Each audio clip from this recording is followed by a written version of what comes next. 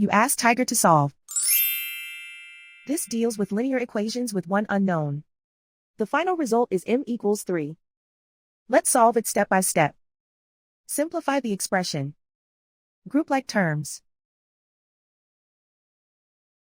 Simplify the arithmetic. Group all constants on the right side of the equation. Subtract 5 from both sides. Simplify the arithmetic.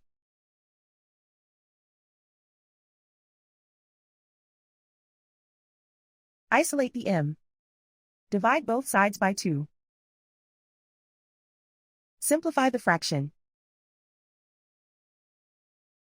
Find the greatest common factor of the numerator and denominator.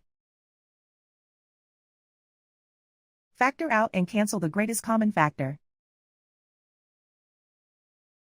And so the final result is m equals 3.